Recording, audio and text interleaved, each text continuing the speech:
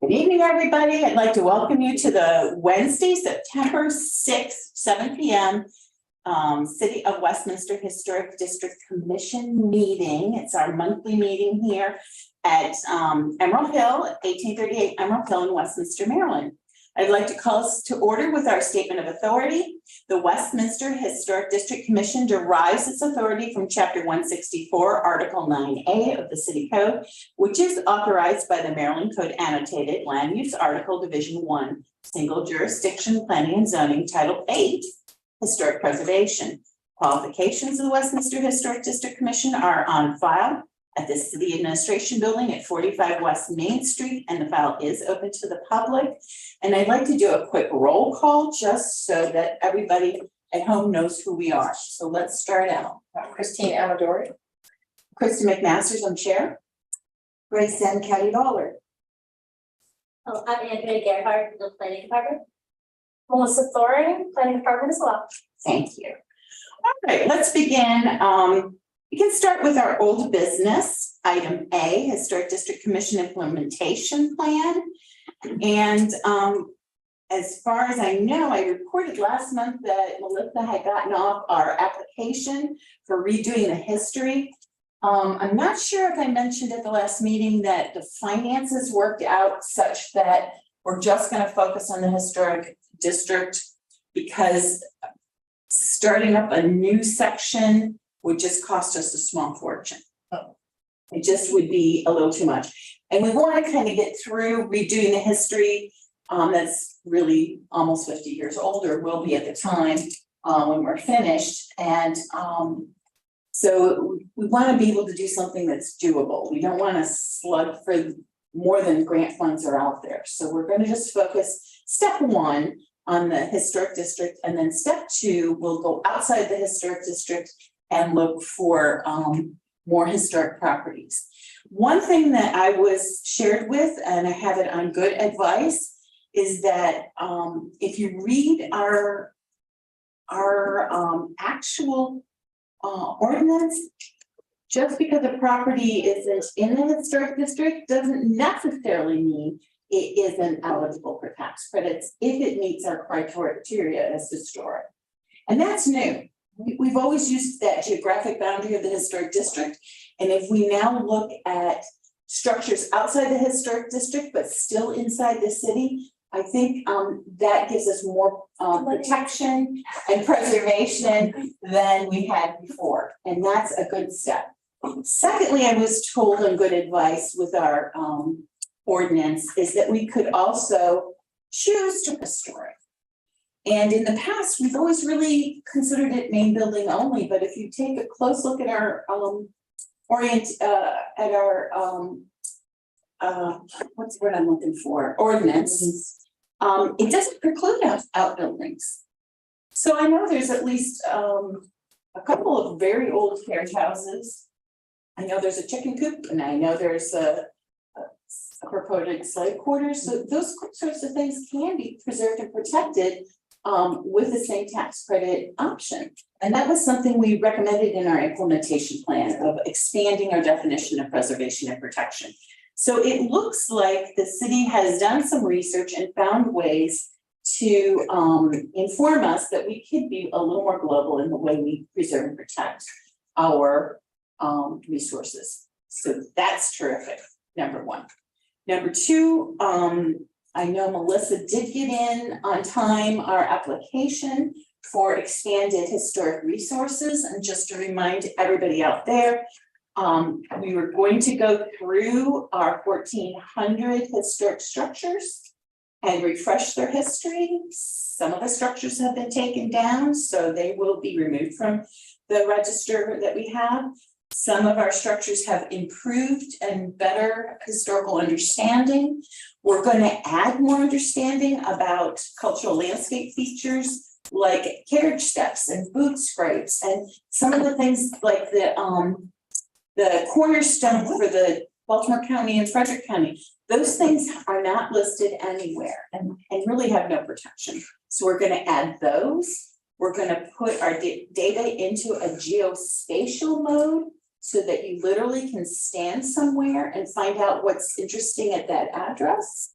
or you can look up your own address and it should pop to find out information, so there'll be a phone app involved. We've also found some interesting cultural information, like where was Irish Town? Turns out it's where the Irish girl lives. And where was Greek Town? And we'll look for other cultural, ethnic, important spots of town to highlight, which currently we don't have. We don't have the story of Corbett's Charge in our National Register District, which is a little shocking to me, because everybody knows that's an important historical activity in town. So we'll get that filled into some of the gaps. And I will say that I think it shows great support from the city that they've already committed $50,000 towards this effort. And now we're in a holding pattern, waiting till announcement in November of whether or not we get the grant. So I think, you know, we have to hold our breath, cross our fingers, and hope we get the grant to update our historic documentation. Sarah did tell me also, along with our plan, that a major movement is coming forward in the next month or two to secure services to do a new master plan for the city. And really, a new master plan is the right time to put in further preservation protections and further clarification on demolition. And those are some of our really key goals for our implementation plan for historic preservation in the city. So rather than, you know, swinging around independent, we're going to be part of that major master planning, and hopefully we'll be able to persuade our public and our public elected officials to include stronger preservation incentives and stronger preservation requirements. But that'll come with our new preservation plan, master plan for the whole city. And it'll involve the public. It won't be a separately figured out public issue. I expect to see some movement on that in the next couple of months, and that'll be really a big investment of city time. So I look forward to that. Do we have any questions about our implementation plan for historic preservation in town? Any thoughts? Oh, okay, so hold on to your seats. Hopefully in the new year, we'll have a chance for presentation of more of our thoughts and ideas and more public input. So that'll be great. So when are they gonna start working on the new master plan, or they started? Well, they need to find a vendor. And so they have not found a vendor yet. And I think upping your master plan is something that happens every 5 years. Okay. So it's not like the city doesn't know how to do that. I'm sure they have a template from 4 years ago. So they're just going to be putting this out for an RFP. And once they secure their budget and they secure their vendor and they secure a schedule, all we have to do is slide into it and be part of what's considered. And they think that by the end of this year, they can get started on that? Depending on who they select, I think so. I think the RFP should be going out within a month. Okay. So it's not far off. Am I incorrect, you guys? You guys have your ear to the ground better than I do. I'm gonna say I don't know. All right, well, I talked to Sarah, so that I'm just operating off of what I heard from her. And of course, everything slides, you never know. My understanding is it was a downtown specific master plan. Joe, Okay, I just heard master plan for the city and went ding, ding, ding, that's where we are downtown, we're ready to go. yeah, And so that's a plan that I've heard as well as for downtown. I haven't heard anything about a larger stand for the whole city yet, but perhaps that is important. Well, we're focused on downtown for right now, so that works for us. I think that's enough work. Yeah, Yeah, really, that's work for now. definitely. So we're not, so in order to get our implementation plan implemented, we're sort of beholden to the master plan. Well, that's where we make our case, Okay. and that's where we put our mechanisms. Okay. And that's where it gets considered by the public in public meetings, and that's where, basically our elected officials will take a look and see if it's well received. It's a good place for all of downtown issues to be considered. Thank you. All right, if there's nothing more, we'll move on to the nation's 250th. And I have to admit, not a whole lot's happened. We do have these notes that were given to me from Melissa. And this sort of pulls together some of our ideas from last month's workshop. And I think this is a good refresher as to what we think is happening. I might put this off till item 4, when we hope to have Kevin and Josh joining us, so we can ask if they're willing to actually put their name by some of these ideas. Because although we have the ideas, we don't have a time frame, and I would like to assign commissioners to take the lead. So that would be great. You mentioned you brought some materials and plaques. Do you want to talk a little bit about that? Was one of our ideas for the 250th. Well, first off, I wasn't sure what kind of plaques we were thinking of doing. We're thinking of doing a plaque for, as far as I'm aware, Belgrove Square and maybe other parks in the city. Not sure what shape. I took a look at the park at Belgrove Square, and they have different shaped plaques there. I also thought about like a bench. I'm a big fan of benches, and something with a nice plaque on it. So I just got some pictures from online, and just to try and figure out exactly what kind of plaque we're looking at. Even color, design, and then the wording we can work on later on. But I got maybe these after you guys. Thank you very much. So it's just the beginning.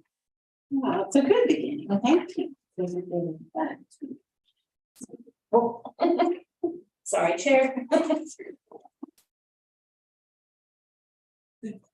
Just a sort of a refresher, Grace. For me, I would love to see the part of town that was here during the Revolutionary War have some sort of visual identification. So it's Church Street, Bishop Street, Main Street, which was known as King Street. And then we need a little research to know how much more of town was here. Okay.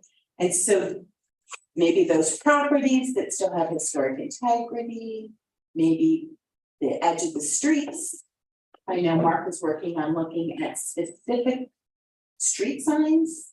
That's correct, yes. That Different color. different color for the Different historic style. district, and then maybe something special for that inner core for the 250th.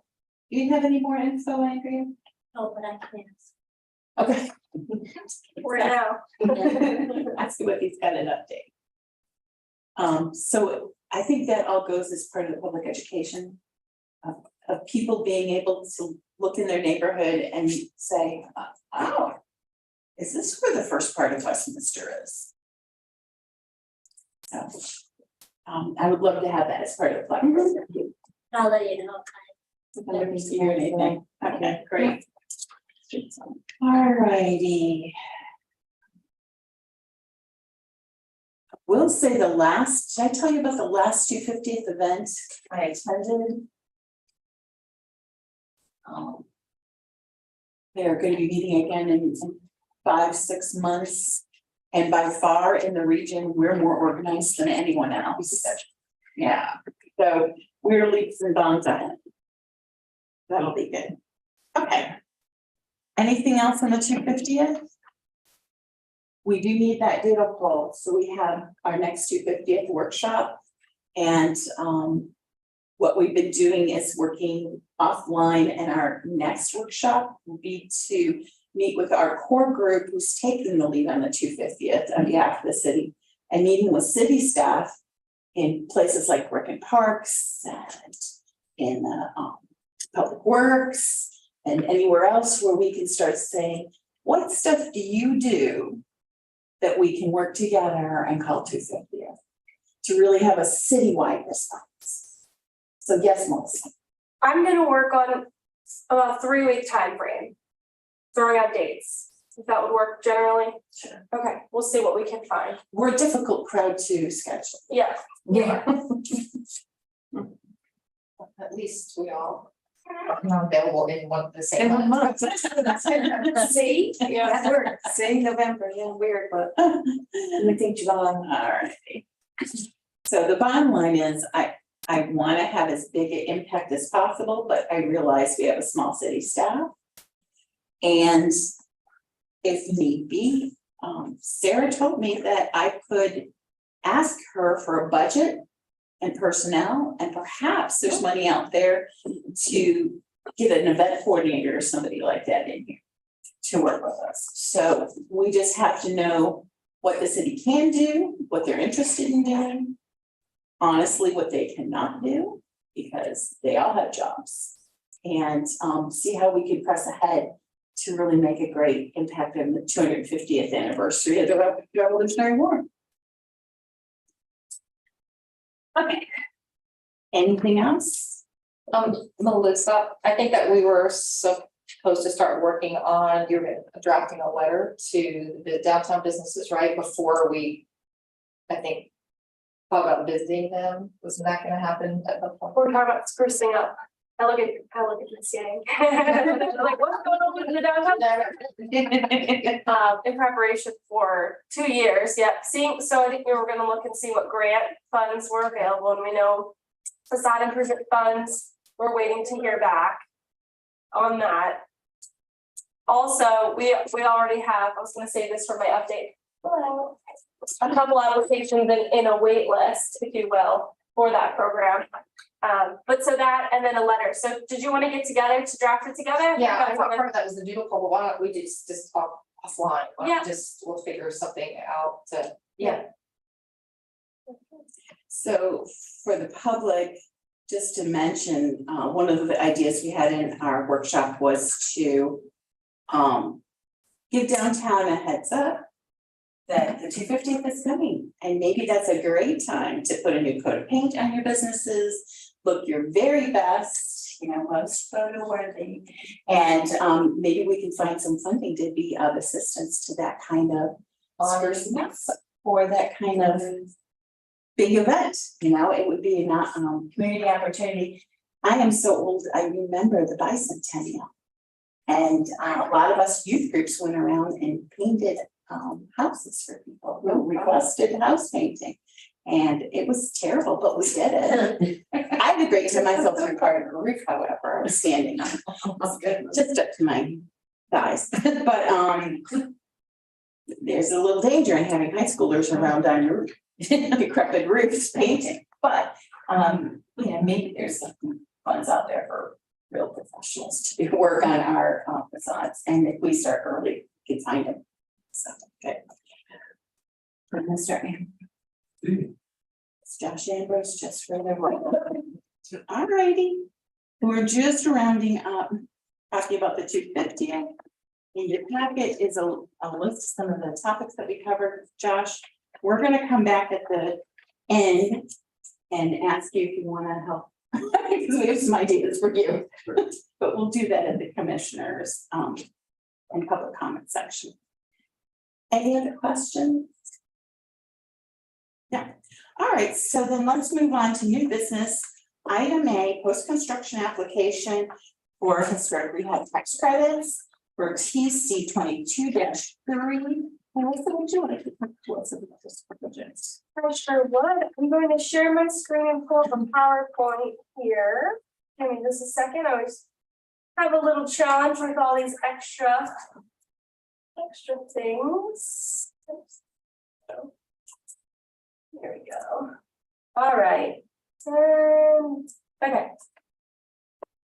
So tonight we're talking about a tax credit post-construction application for 72 West Green Street. And we have our applicant here to speak further, but I'm gonna give a little introduction. So pursuant to section 143-5A of the City of Westminster Code, establishing our historic district real property tax credit, Mary Eastwood had submitted her pre-construction application on April 21st, 2022. And the property submitted was a structure built in 1929, as you can see on our screen here. It's a very, very nice house. The property was considered eligible under the zoning ordinance section 143-5B and is located in our Westminster National Historic Register District. On June 1st of that year, the commission reviewed application for pre-construction TC-22-03 and found that the proposed work was eligible, that the PA Martin estimate of $2,054,000 was acceptable, and the property was an eligible property. And this body gave permission of up to $12,700 for a tax credit. So that was the pre-approved amount. And Ms. Eastwood could go forth and resume the project. So you did. And here we are today. So on July 11th of this year, the applicant submitted a post-construction application, and we received that in the amount of $2,093,414, which was an increase of 17% or $39,414 from the approved original amount. Staff was unable to determine from the information whether the increase in the cost was associated with the original eligible work reviewed and approved from the HDC, and the proposed eligible work was completed within the 24-month timeline established in our ordinance. I'm going to read a little excerpt from the post-construction narrative provided.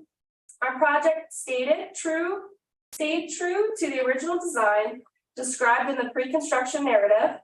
We did several upgrades on materials and added HVAC and insulation in the attic. The installation and engineering of the load-bearing beam with support to the foundation points was specified in the original contract as cost to be determined. The combination of these upgrades and the cost to supply and install the load-bearing beam added just over $37,000 to the project's original estimate, which is within the allowable 20%. So here we are. My recommendation, our staff recommends that the commission review the post-construction application TC-22-03 provided by the applicant for 72 West Green Street to determine two things.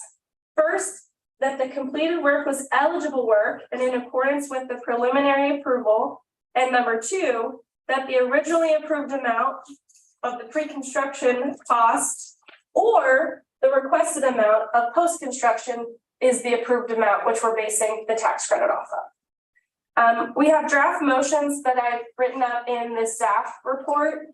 But I'm gonna go, and as I read that, I didn't even go through a single thing over here. So here we have a picture of this work.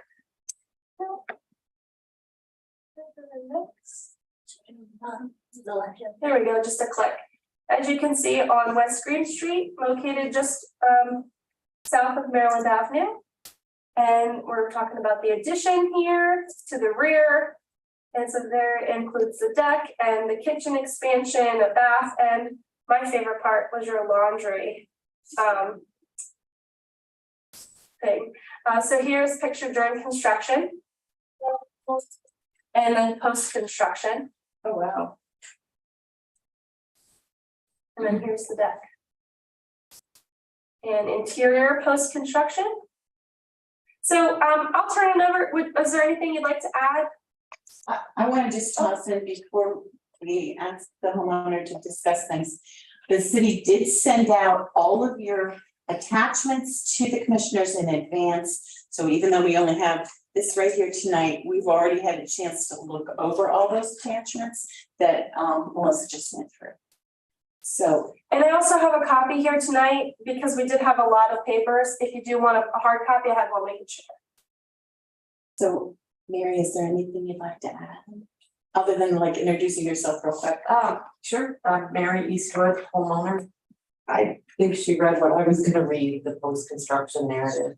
But no, I mean, the project went great and I think it turned out great. So essentially it wasn't inflation on the materials, but it was the load bearing beam that, Yeah, that was, I didn't even realize that, but when I reread the original thing, it said to be determined. Because they didn't know until they got in there how much it was gonna be.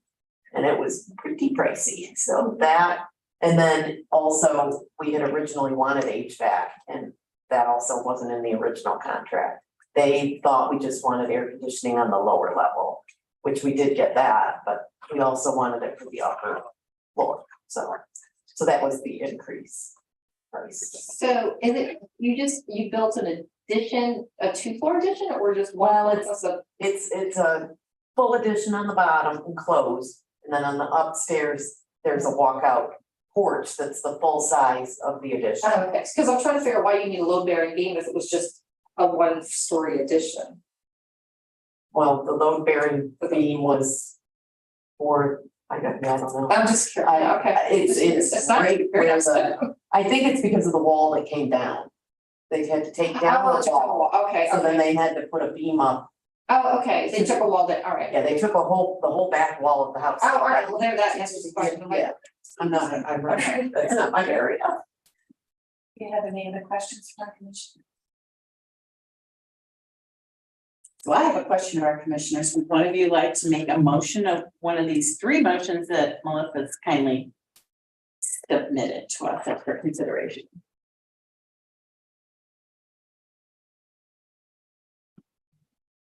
I would entertain a motion for number 1. How about you, Jeff? Happy to. Do we have On number 1, I'm happy to read the whole thing needed, but I think we already heard it, so. It's written out. So I hear a motion from Josh to move that number 1, we accept the project as presented. Do I have a second? Second that. Melissa, did you get that for the record? Yep, who was the second? Commissioner. I did, thank you. Any last thoughts before we take a vote? All in favor indicate by saying aye. Okay. Any no opposed, because I'm not needed. So you've been approved for that extension of the amount, and your post-construction award's been approved. So what will happen next is there'll be a little memo generated that I'll sign probably tomorrow even. And then you'll work with city staff to get the 10% back from finance. Now, you'll have to demonstrate that you paid your taxes. I know. People don't come to the city if they're behind on their taxes, but you'll have to demonstrate you paid your taxes, and that's easy enough to get a little receipt. And then you'll run it through Melissa, and she will find a way to get it to the finance department. I'll drop a check in the mail to you. It takes a little bit of time, but you'll. And then you do that every year, right? So if For you, 5 years? if you have, you will get 10% of the cost.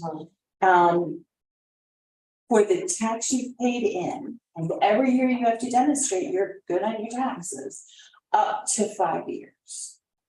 So it's possible you may not hit your whole 10% in 5 years. We're not gonna do it. That happened to me too. Yeah, yeah. But you'll get as much as you're entitled to. Right. And who knows, the taxes might go up a little. Did you apply for state? I'm sorry. The state? Should you apply for I state did tax not. credits? I did not, because I thought they said it was not for new construction. True, we allow for new construction. But they do Okay, not. which is what, okay. It was mostly new construction. They do not at all. Yeah. That's where we're kind of unique in the state. Right. So, yeah, next time, be sure to do something historic within the building and get 20%. Now, like the front of your house, like Doing windows for the rest of the house, would that qualify? Windows and floors and things like that? It would, as long as it's not cosmetic. And as long as it's in a manner that's highly in keeping with the structure. So you have wood, you replace it with wood. So for example, my house, I live on Church Street, and my windows have wood packing. I don't even have nails. Oh, wow. So I'd have to pretty much do the best I could to find some tradesmen who would do it, unless I could prove that's impossible today. Yeah. But the state pretty much goes by our rules for historic upgrades and historic. All right, so I give you off to the tender mercies of Melissa, and you're more than welcome to stay this evening, or you can go. I'm post-surgery, so I'm going to go home. All right. Thank you. Thank very you for much. coming. Please tell your friends and neighbors we're not horrible. This is actually a good idea. I really did. Okay. All right, folks, are we ready to move on? Thank Thank you, Mary. Hope you get better soon. I'm already better. Why?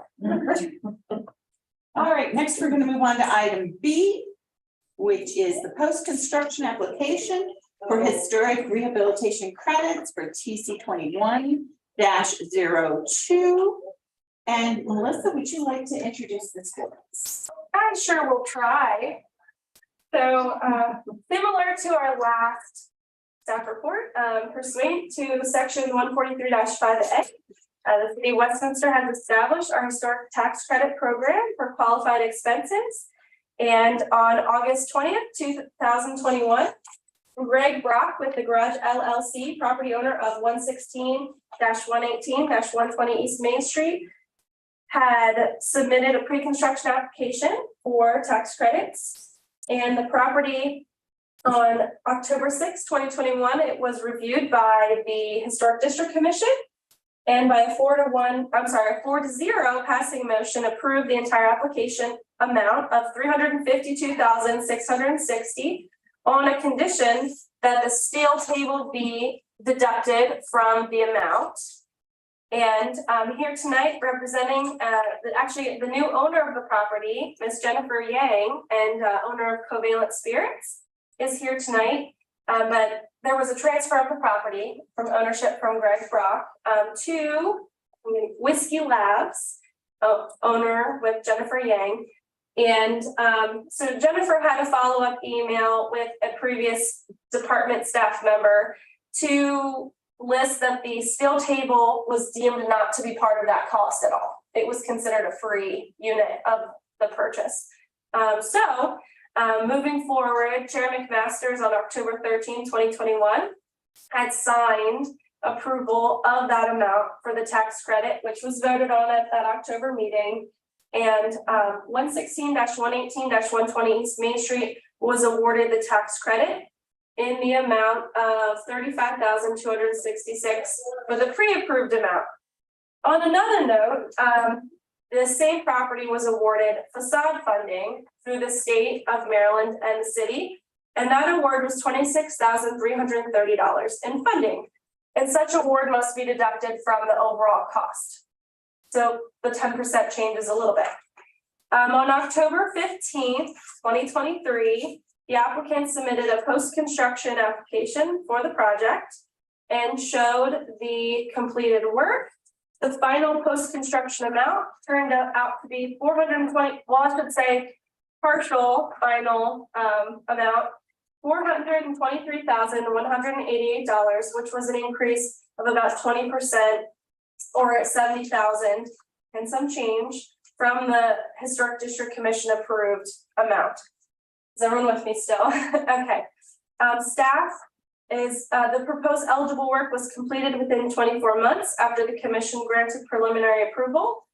And here we are. So I have this PowerPoint up on the screen, and here's the finished beautiful facade for Covalent Spirits, which, as we know, is now operating and began November of last year. And here it is on the satellite view next to Westminster Avenue.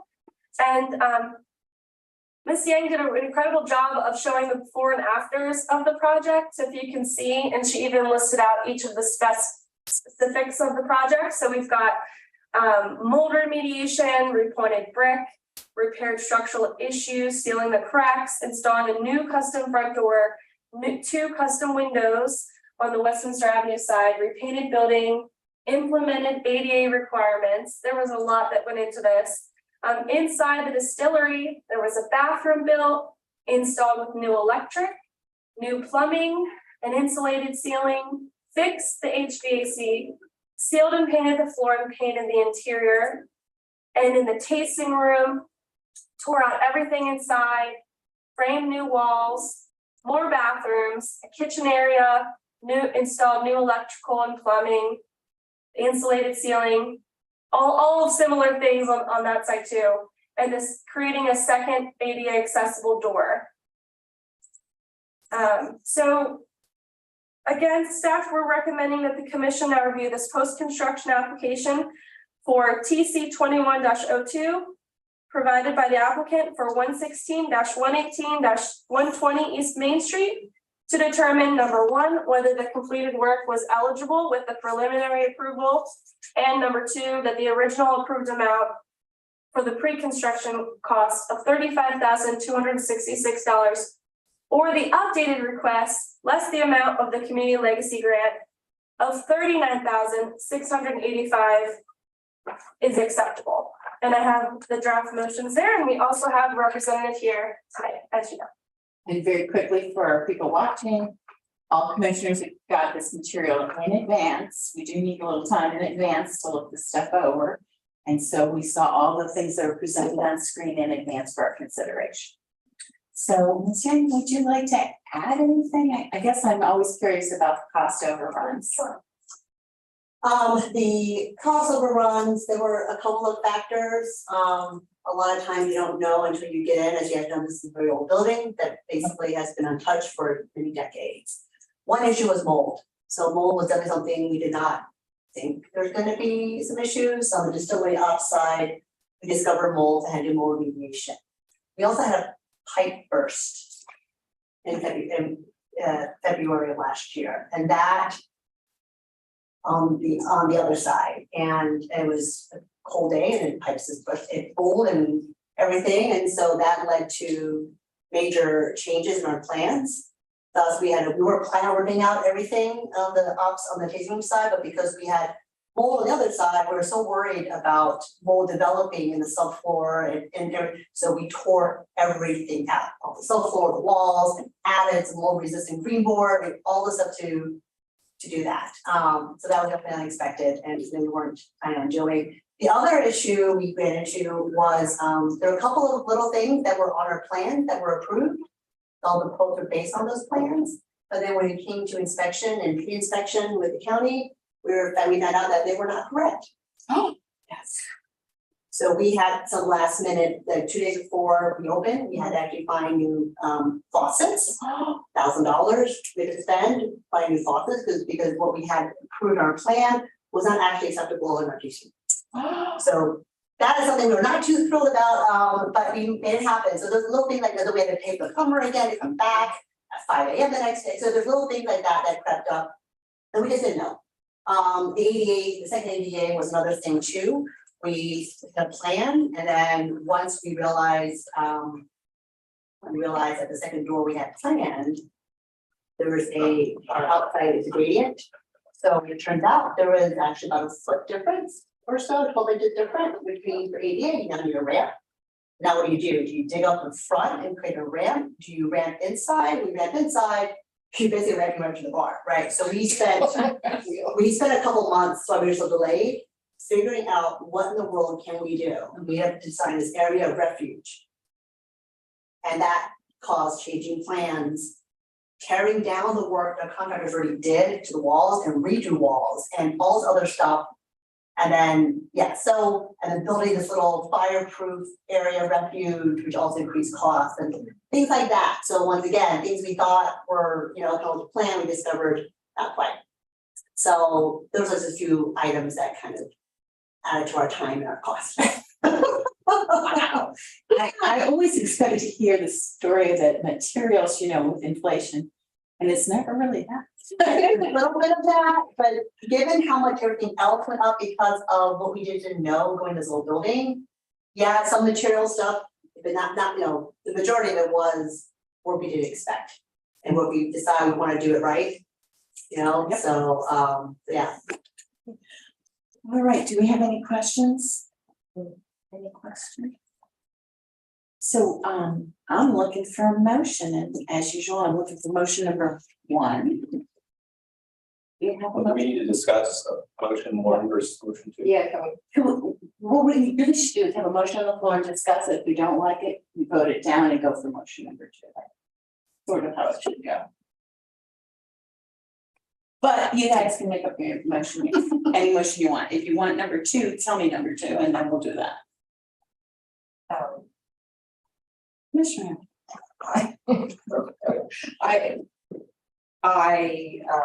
Move to accept number number 2, 2. set number 2, the Do we have a second?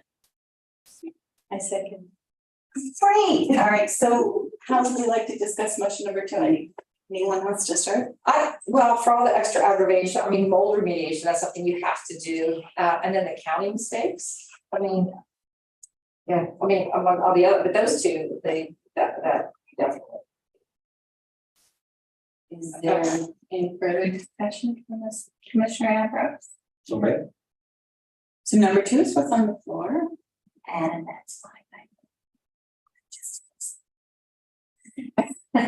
I'm going to ask for a vote. All in favor? Aye. So we have a consensus of accepting your revised application. Thank you. Not sure it makes a difference though, but. I know. Yeah. Well, say that you don't have, Yeah, that's go up and great, yeah. Yeah, great, no, I don't want that. I know. Melissa, I guess you heard maybe the previous one. Melissa will prepare a note for me and you will work with her to get. Does it start the tax year, when does it start? So if you paid your taxes fully, you can go in at any time. Oh, got it, okay. So you probably paid in July, this past Probably, July, yeah. June, and June. It'll get started right away. Okay. And one of the things also, I was talking to Miss Eastwood about it, if you pay your taxes like through your mortgage, they just do it for you. If you have just a redacted thing that shows on your statement of your mortgage that, you know, taxes paid on this day, you know, we can work with that, knowing that, you know, that you paid your taxes. What I used to do, because I was antsy, I just went to the county courthouse, to the tax line, and you say, I want proof that I paid my taxes, and they'll break out the city portion, and the city's accepted that before. That would be lovely. Yeah, That's lovely. you just stand in line like anybody else ready to pay your taxes and ask for your record to show that you pay taxes. Other people need to know that in the world, that you've paid your taxes, so. Very cool. No questions from anyone else on this project? If not, then you're welcome to stay or you're welcome to go. It's up to Yeah, you. we don't have to prepare for a historical commission society meet event tomorrow, so. Yes. Oh, that's right, it's tomorrow. Yeah, the Historical Society, Carroll County, kind of the first shaken and stirred event in local history. So 4 or 5 people coming to talk about Sherwood Distilling, talk about Big Old Garage, just other stuff, other stories of Westminster. So it's gonna be a really fun, it's the first time we're doing it. Very cool. 6 to 9 tomorrow. I'm just gonna interject one thing. Other resources for one question that came up earlier today, we were curious when the exact month of a building would be built, how we might be able to find that. For example, the city garage was around 1925.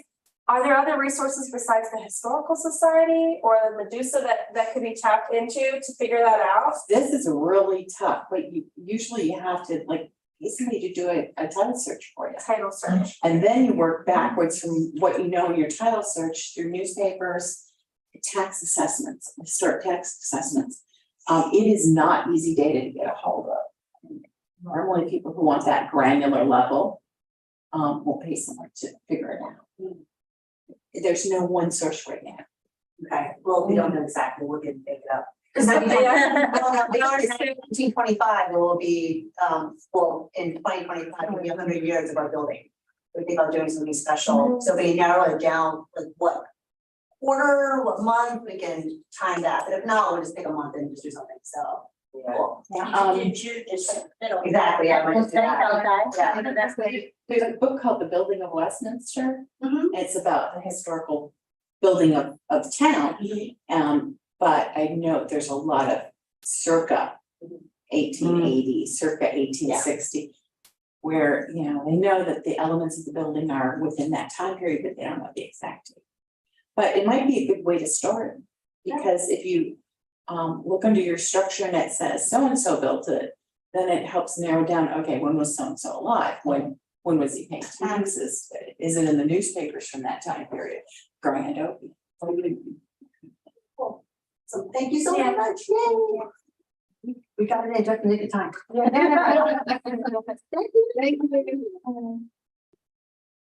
Righty, we'll move along on our agenda. So we have item C, review of architecture for 118 Pennsylvania Avenue. Melissa, would you like to introduce us to this project? Sure. Give me just another second here. Okay, the screen it up. Okay, we're finally here.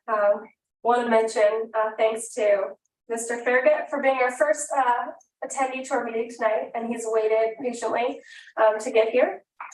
So tonight, we're talking about a referral for architecture review of 118 Pennsylvania Avenue.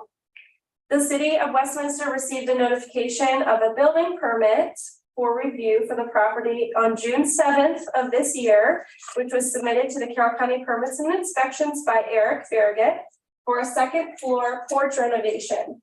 The home is within the historic district and zoned in the downtown business district. And the understanding of the homeowner, the home dates to 1906 and was one of 4 Westminster homes built by Jacob Elgren. The back portion seems to be newer, possibly dating back to the 1950s or the 1960s. And the homeowner was given information on the Westminster Historic District Tax Credit Program. So with this project, Mr. Farragut is proposing renovation for the second floor porch, and it entails reusing existing material. I will scoot. Taking a step back, here's the property on the map. It's at Pennsylvania and Dutterer Way on the corner. You've likely seen it. Very iconic. Yep. And here is the picture of the rear second floor as it was on, a few weeks ago. Taking these pictures very recently. So here we have 2 drawings, which are also here in original form, which show the proposed elevations for the project. The first one to the left is the side elevation, and it shows a covered.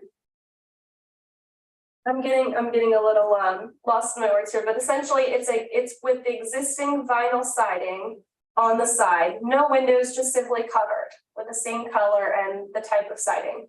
And then on the right is the rear view, and the plan is to add the covering with the vinyl siding, but adding 3 windows to make it a 3-season porch. And there were some damage to the porch moving in, and there was a tattered tarp that was to protect it from the weather. A neighbor had told Mr. Farragut that the tarp had been there since he had moved in 9 years earlier, and they're very interested in stopping the damage.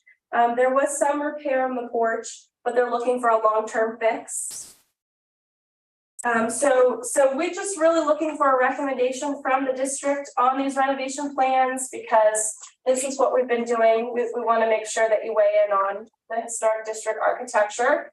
And this is, one other thing. Here's the window. I thought this was really nice. He had a specification for the window, which does include wood in a nice design. So our applicant is here if you have any additional questions. And we saw these specs before the meetings. We have had some time to consider it. And is there anything else you want to add? Yeah, just briefly, so the siding on the building is already vinyl, so we're matching it. We're not just matching that, the way it's shaped, it's the same amount that we would need for the finished closed-in porch as was there before. So we're reusing what's there. There may actually be a little bit more in the garage, so that will match. And then these windows, they're 27.5 inches wide, which is the same, we originally had these larger windows in mind. And somebody from the planning commissioner, someone had said, does it look like the older windows? We started to think about it, but no, those aren't the right ones to use.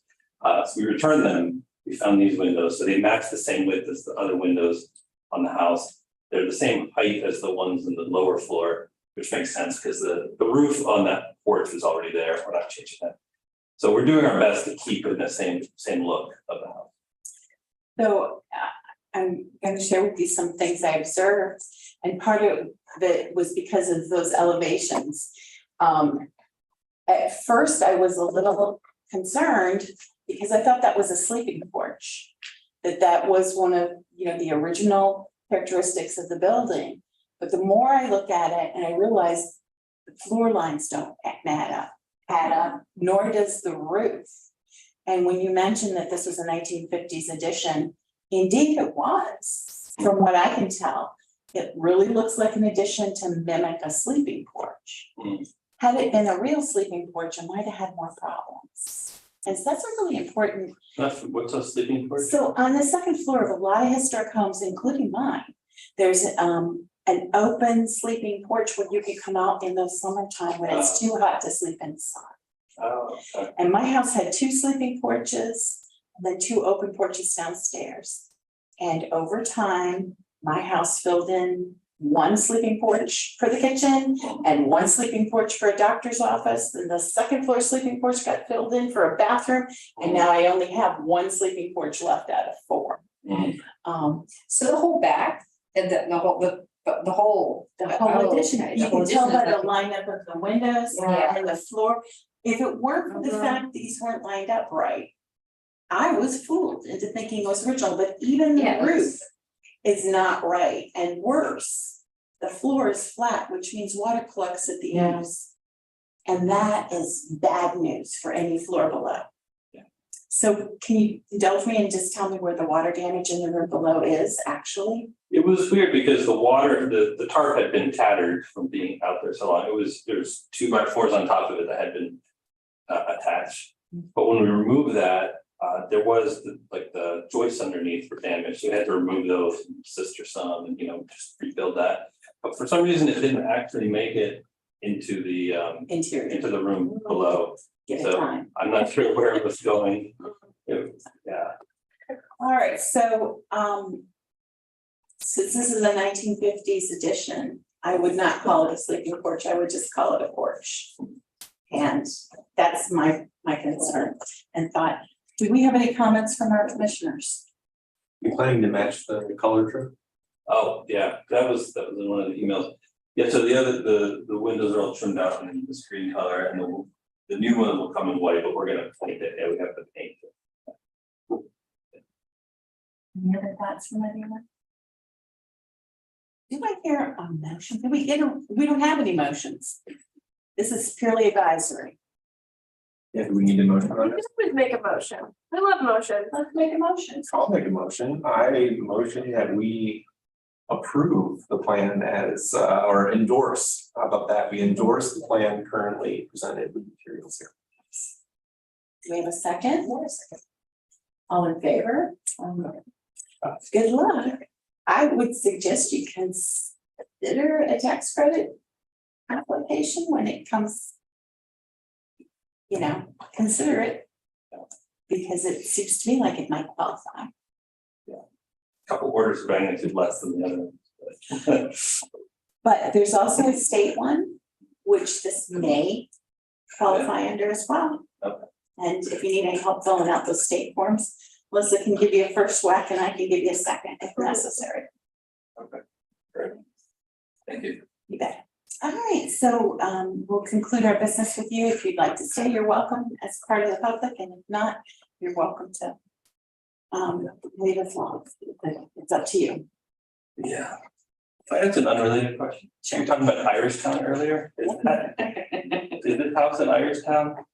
I had read it was What's that, Pennsylvania. Irish and you- I'm researching, I live on Union Street, Okay. I live in the house with turquoise door, I drive down there all the time.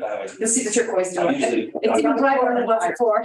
So Melissa, I sent you So a yeah, map. I'm currently, What we know of is Irishtown. So if you'll accept Melissa, she will forward you that map and you can see where Oh, that'd be great. some research has already been done. that. Yeah. Put on your list, and if you look into it, call her up. Squeaky, squeaky. It's going I had quite a few emails on it. So. Well, it went out with an article that the Historical Society did some years ago. And it was just a map of Irish Town, so Okay. All right, see what we think. great, thank you. Thank you, nice to meet you. Well, Well, let's move on to that happy part of our agenda where we talk to each of the historic commissioners about what they've been up to and what they're thinking. And I'll ask for any volunteers who'd like to start. I will start.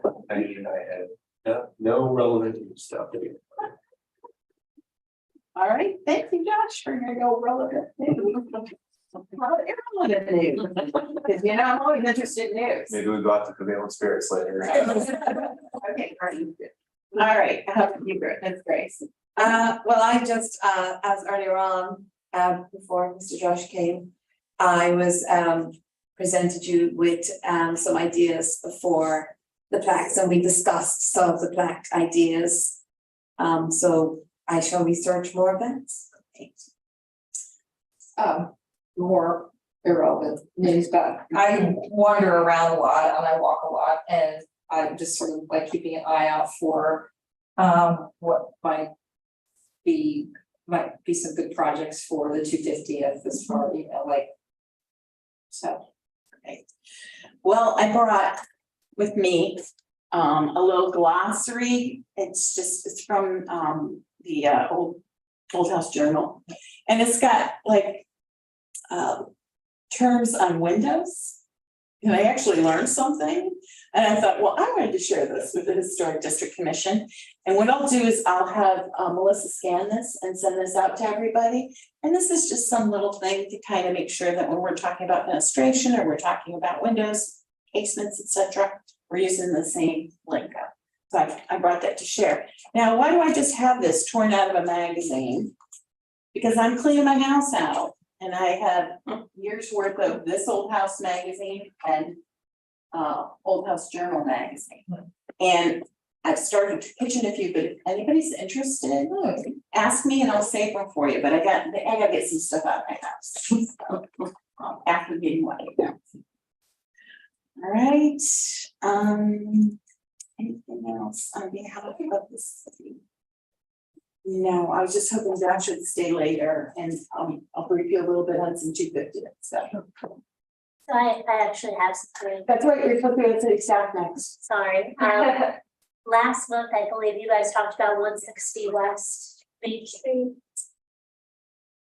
Or was that a couple months ago, or did you not? So I'm not sure if it came to this board, but it was a site visit Oh, for I'm Chairman so sorry. Masters and I. To look at, it was a possible demolition of the outhouse or the So- stable. Yesterday, 160 West Green, West Main. Maine. Oh, Yes. okay, I was gonna say. And it's the old shoemaker house, I believe what it was called, so it went to Board of Zoning Appeals last night. And the gentleman, got approval to turn that into 2 apartments. Going to restore everything, including the outbuildings. So, you may be interested in hearing about the tax credit opportunities now that the outbuildings are included. I think that'd be a really good. I'm sure he'd be really excited to hear that that's a possibility now. But that is, Do you have any photos or anything? But Melissa, what do you I did actually tell him about the tax credits, the applicant. but at that, maybe at the time though, unless you guys had already told him about the being eligible for the You said outbuilding. 160 Westmead. Yes. Yeah. So it's been vacant for quite some time, and according to the testimony last night, they were talking about that there's a lot of damage. Oh, this place. It was one we've been to together. Do you remember, we were upstairs and? Yes, and has it sold? Yes. Somebody Yeah, did work on this Jonathan already, says- the porch. Right, so they did, there has been kind of piecemeal work that had been done prior to him buying it. But it was pretty dangerous in some cases, some of the pieces, just over time, there's been definitely some deterioration. So he is, it has been purchased, it's gonna be into two 1,200 square foot apartments. And for no more than 3 people. That is what he put on himself as the rule, and that got board of zoning approval last night. So, Melissa, that was when you and I already toured, We did, with a different owner. and that was really cool. Those outbuildings in the back are really. And that's why he really wants to save them. Mhm. And to restore them, and he told me, I mean, it was. Speaking of just the lover of history and stuff that I was super excited to hear that he was, wanting to do that extra, go that extra step, so. And I'm sorry, I thought we had said that it had come before this body, but Yeah. it will, I'm sure it will now, Yeah. but. I have to say, one of the structures has very severe damage. But parts of it are so intact and in such good shape, you're not gonna find wood that good anywhere. So it's sort of an extreme, some parts are just so good and some parts are just so bad. So it needs somebody, it needs a hero, quick. Yeah. So, he owns several buildings down on that side, and some of the neighbors came out in support of the project, so. Right. That was nice to hear. So 6 people in that house that the two. Yes, and by zoning code technically it could have 10. Yeah, So I a single family is 5 unrelated, 5 unrelated people for a yeah. family. But it, according to the staff report last night, he did say 3. Well, whatever I can do to be of assistance, Thank you. Yeah, I we'll make sure that he gets, your contact information, if that's okay, email or something, but I think it's gonna be a really cool project at the end. there's a lot to be done. Oh, yeah, Right, that's good to hear. Anything else from the city that we should know about? we're incredibly busy. Yeah, I know, there's always something going on. I wanted to update, our team has been looking at the website and trying to make it more clear and understanding for the general public on what really needs to be communicated to them. And one of the updates on our Historic District Commission page, we now have a sub-page for the tax credit program, and then it also links the state and the federal online applications. I believe the state is only a commercial tax credit. They seem to publish it once it's live, and then we're waiting on the residential portion. I've been getting emails about it, and then the federal was for both. The federal it's actually kind of the opposite. The federal is only for commercial. Oh, okay. And only commercial, and when you do the state, you can ask for a pass-through, so you don't have to do the paperwork twice, and it'll send it through to the federal side. Oh, very So, nice. yeah, but the residential is only state and city. So. Now, if you have a mix, Mrs. Fox on Belgrove Square had 3 units in one structure. She lived in one and there were 2 rented. So 3/4 of the cost of her rehab, she was able to get federal assistance for. They're willing to cut out the residential part. And she was only, for that 1/4 that she lived in, she was able to get city and state tax assistance, but for the other 3 residences, she was able to get federal assistance. Thanks. We have a new business on Main Street. They've been open for about a month. We had a ribbon cutting today. Fine Line Medical Aesthetics LLC, and she is located at 15 East Main Street in the Winchester Exchange Building. Christy is her name, and then Blaine or Christy Lance, perhaps. And she is a nurse practitioner and she has other credentials, and it's a very, very nice calming space. And I'm just overly impressed by Winchester Exchange now and how all of the tenants, and it was the old space of Flourish. So now they're on the end, and it's coming together, so it was a nice event today. We have Fall Fest coming up soon, as you know, September 21st, 22nd, 23rd, and 24th. And Westminster After Dark is actually going to be on the Saturday of Fall Fest this year. And many of the businesses are staying open until 10. Oh, that was the old Midnight Madness. I Yes. was trying to get information on that. So here you go, yep, and So what day is flyer it? information will be coming out. It will be on September 23rd, it's a Saturday. Friday's a good night, however, the Reagan years are playing at Fall Fest. So at least for this particular year, it's gonna be moved one day. Thank you. Yeah, well, that works for me too. And a heads up for next month, where we'll be looking at 288 East Main Street proposed plans. Right. So that's on the docket. But I think that's generally it. Right, so if there's no more business to come before the Westminster Historic District Commission, we'll call ourselves adjourned.